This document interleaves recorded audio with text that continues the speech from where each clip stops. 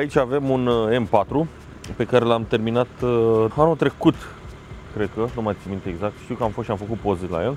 Este practic al treilea kit Adro pe care l-am montat, numai că asta e un pic mai special. Are grila de carbon, grile laterale din nou de carbon, pachetul complet, nu are eleronul mare, are doar un lip care este foarte, foarte finuț. I-am pus și evacuare de la Akrapovici. Evacuare de la Akrapovici full titan, cu tipsurile de carbon, alea octagonale, cu midpipe tot de titan. Dacă i-am scos midpipe-ul și al doilea set de OPF-uri, avem și soluție pentru nu avea check engine, fără a intra mașina în protecție. O soluție testată, foarte ok, nu este scumpă absolut deloc. Și na, sper să vă placă cum se aude sunetul. Să nu murdărim unde a lucrat colegul Kenzo. Vă prezentăm această frumoasă admisie full carbon de la Eventuri, pe care am instalat-o acum câteva mii de kilometri. Filtrele sunt ok. Și un amănunt important, i-am pus și DRL-uri de CSL. Ultimul pas, teoretic, ar fi un set nou de jante, dar asta depinde de client. Momentan le-am luat pe rând și vedem ce model își va alege. Adițional, față de carbonul de la Adro, avem și capace de carbon de la RV Carbon și aceste ornamente care cumva ne scapă de plasticul urât de fabrică. Cumva mașina arată clean, dar de fapt este cu foarte, foarte mult carbon. Cam asta e.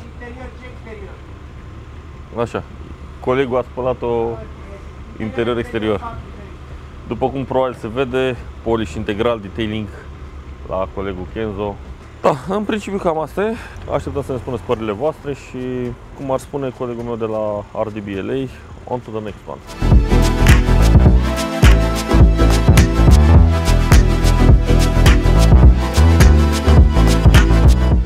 Auzi, să-i punem și astea, că de desfăcut le-am desfăcut, menuți. Pentru că mașina asta n-a venit cu night package de fabrică. O să facem un mic upgrade, îi schimbăm semnalele. O să punem o folie puțin mai închisă pe faruri, iar tot ce este crom se va colanta cu PPF negru lucios. Totodată i-am dat jos și scărițele, o să-i trimitem la sablat și la vopsit electrostatic. Vor fi și ele negre. Mașina va primi un kit de Y-Star complet de la Brabus, evacuare Masterpiece cu carbon și iluminată. Dar da, asta e prima fază. Mai întâi demontăm, să dăm jos bările, evazările și așa să vină piesele. Teoretic astăzi. După care le trimitem la vopsit. Cred că la roți încă nu ne-am decis, dar avem timp. Iar cromul ăla dispare. Aici cred că e ce cred eu că e. Este.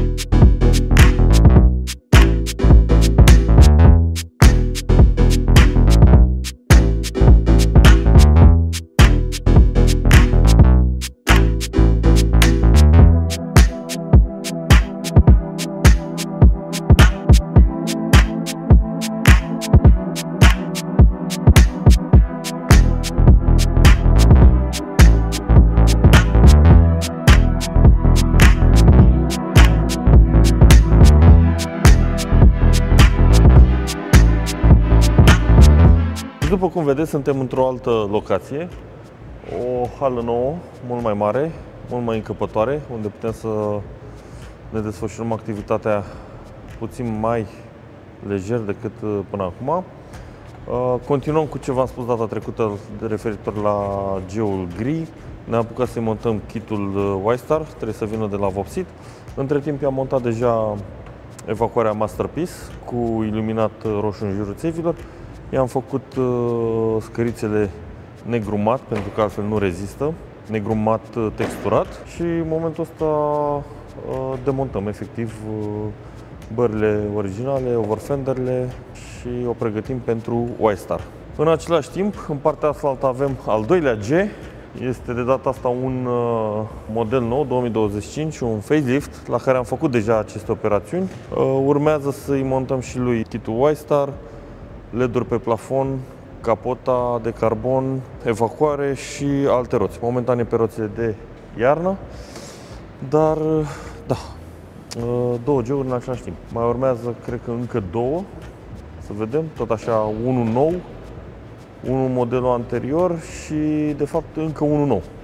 Două noi plus încă unul ca asta. Am primit aici în spatele meu și unul din kiturile Adro pentru un M4, va fi un M4 alb Frozen. Băiatul vine de la Timișoara. Mai avem încă două comenzi în desfășurare plus discuții pentru încă două, dar vedem dacă se concretizează sau nu. Acum, având în vedere că avem spațiul ăsta mare, putem să ținem și mașini speciale, cum ar fi McLaren Nummo, pe care deja îl știți, SF-ul negru pe care îl știți și o să-l vedeți și pe acesta la drop-down și mai urmează să mai apară plus câteva surprize.